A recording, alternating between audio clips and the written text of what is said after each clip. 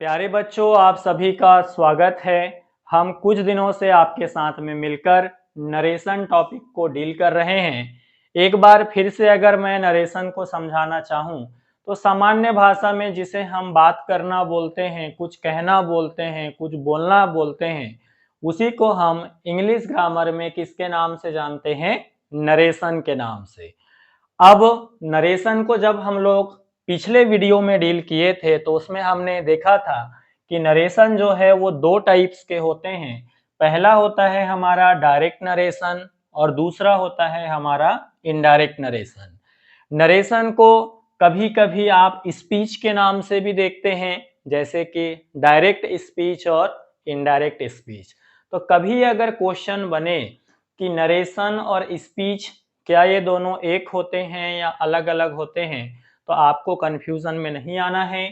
इसका मतलब एक ही है, चाहे आप इसको नरेशन कहें या स्पीच कहें। अब अगर हम समझने के दृष्टिकोण से जाएं तो आप ये समझकर चलिए कि अगर नरेशन हमारा 100% है तो इसका दो भाग हो जाएगा। अब 50% वाला हिस्सा किस में चले जाएगा प्यारे बच्चों? डायरेक्ट नरेशन में। और 50% वाला हिस्सा किस में चले जाएगा? इनडायरेक्ट नरेशन में। अब ये स्थिति यहां तक तो आपको समझ में आ ही गई होगी।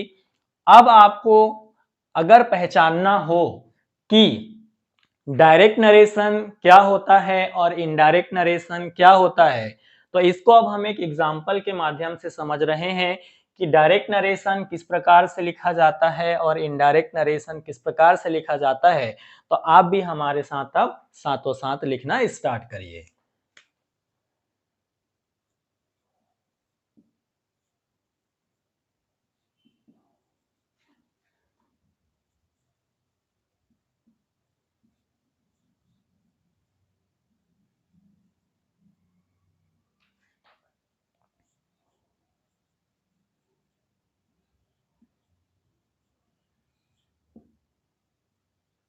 आपको एक सेंटेंस देखने को मिल रहा होगा, ही सेड टू मी।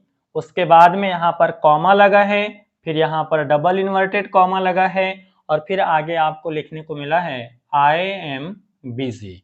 तो प्यारे बच्चों, डायरेक्ट नरेशन की पहचान ये होती है कि डायरेक्ट नरेशन हमेशा किस में रहता है? इन्वर्टेड कॉमा के अंतर्गत ही रहता है। इसके दो पार्ट होते हैं। अभी हम जिस प्रकार से नरेशन को हम दो पार्ट में बांटे, डायरेक्ट नरेशन में और इनडायरेक्ट नरेशन में, उसी प्रकार से मेरे प्यारे बच्चों हम लोग अभी डायरेक्ट नरेशन को भी दो भागों में बांटेंगे।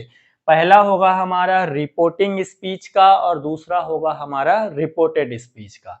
तो यहां से लेकर ये ही से लेकर बिजी तक का जो सेंटेंस है, इस सेंटेंस को पूरा का पूरा हम किसके अंतर्गत मानेंगे? डायरेक्ट नरेशन के अंतर्गत मानेंगे। और अब हम डायरेक्ट नरेशन को भी दो भाग में तोड़ने के लिए जा रहे हैं। तो ये इन्वर्टेड कॉमा का जो बाहर का हिस्सा है, एक हमारा ये पहला पार्ट हो जाएगा, और ये इन्वर्टेड कॉमा के अंदर का जो हिस्सा है ये हमारा दूसरा पार्ट हो जाएगा।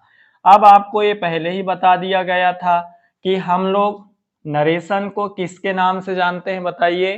नरेशन को हम लोग जानते हैं स्पीच के नाम से।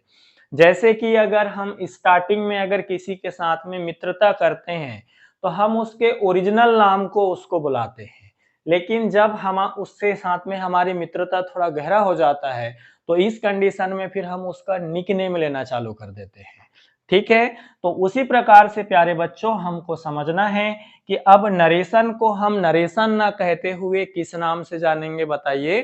स्पीच के नाम से। तो नरेशन अब हमारा कितने भागों में टूट गया? सबसे पहले हमारा ये नरेशन नरेशन को हमने दो भागों में देखे।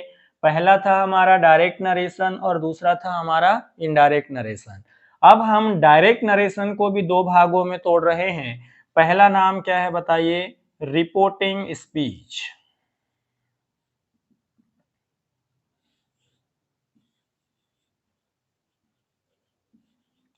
और दूसरा भाग क्या है, बताइए? Reported speech.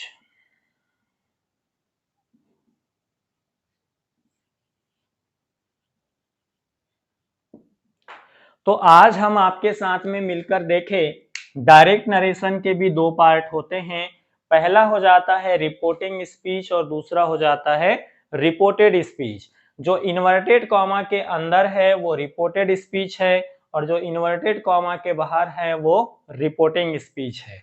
अब इसके बाद जब हम आपके साथ में मुलाकात करेंगे तो प्यारे बच्चों हम लोग देखेंगे डायरेक्ट नरेशन को इनडायरेक्ट नरेशन में किस प्रकार से चेंज किया जाता है। तो मिलते हैं हम आपके साथ में अब नेक्स्ट वीडियो में। जय हिंद।